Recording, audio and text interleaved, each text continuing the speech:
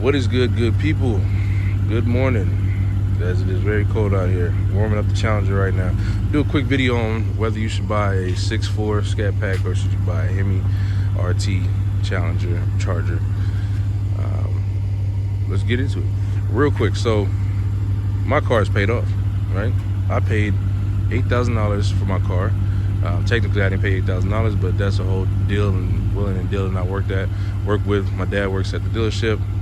There's a lot of stuff that went into it, but basically I bought an $8,000 car, paid off.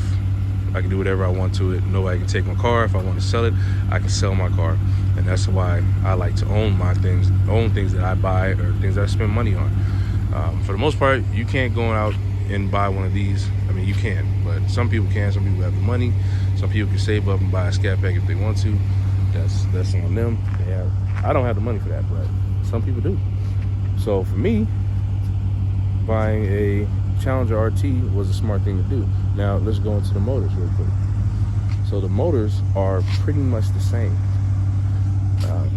Sans 100 horsepower. Now 100 horsepower to some people is a lot, but to a mechanic, to me, I can get 100 horsepower fairly easily. But this car is 5.7, 6.4 obviously. 5.7 is very easy to get to that. You change cam, you change headers, exhaust, intake, tune, all that good stuff, and you have that. You can beat these gearing, transmissions, all that stuff. You can beat one of these fairly easily. I know plenty of people who just decide to put the money and time into it and beat these by knowledge and time and money to do it. Also wherewithal. Like I said, I'm a mechanic, so doing these things like this is fairly easy to me, but not everybody can do that. So not everybody can actually just buy a car like I did that has I bought it for, like I said, $8,000, has about 98,000 miles on it. So just under 100,000 miles when I bought it. Most people can't afford to do something like that because, if it breaks down, they don't have a warranty, which I understand. Hey, that's, if the engine busts, you got a $2,500 5.7 engine that you got to buy now.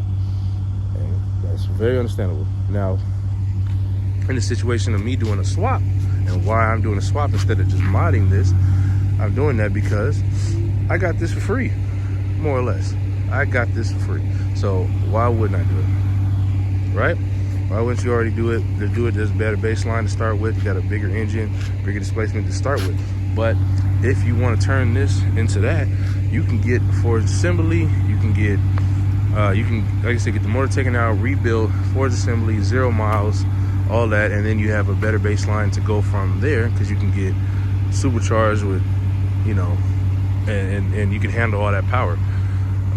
So to me, it makes more sense for somebody who's gonna mod their car. Now, if you wanna buy this because you like the electronic suspension, you like all that good stuff, and you don't plan on really doing too much to it, maybe just bolt-ons and you'll be happy, then go ahead.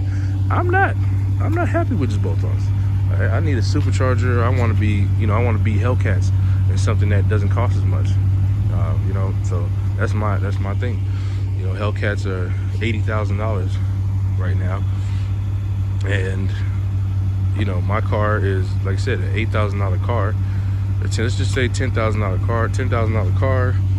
The swap probably gonna cost me maybe a couple grand. You look at $12,000 maybe, because I'm gonna buy some parts, and who else knows what I'm gonna run into during this. So I'm just gonna add $2,000 just to be on the safe side. It might not, but there you go. Supercharger, maybe another $5,000, and you're looking at a supercharged 6.4. And while the engine's out, I might just go ahead and get the engine rebuilt and put forged rods and forged pistons in it, just so I can handle a supercharger. And then there you go. So maybe $20,000. Let's just say $20,000, and I have a car that can be the Hellcat for a quarter of the price. Literally a quarter of the price. So that's my thing.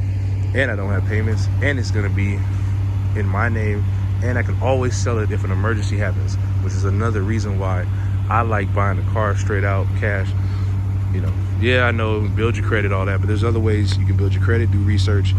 It's a lot simpler to build your credit than just, you know, paying an 11% APR, 20% APR that a lot of people pay because they get, you know, messed around by these dealers.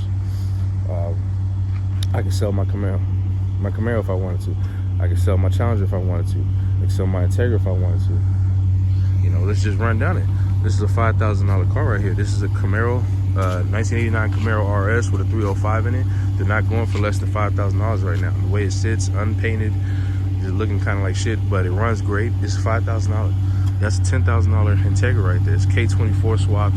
I spent about $6,000 building that car. This car I bought for $600. So that's $10,000 right there. I can sell. That's another $10,000 right there. This is, you know, the shit. Actually, most Challengers don't go for under. Let's be real. Hemi RT Challengers don't go for under $15,000. So this is $10,000 to $15,000 right there. It's $20,000. That's, you know, $25,000 if an emergency came. And then I still have my truck if I just needed a daily driver. And I can sell any of these because I own them. You know, that's why I don't personally like payments. So back to the fact of 5.7 versus 6.4. If you're just gonna buy a car to mod it and be happy, buy the 6.4, make your payments, do that, whatever. But I personally don't think it's very smart. That's all. These cars are way too expensive for what you're getting, and you could build something for way cheaper. My opinion.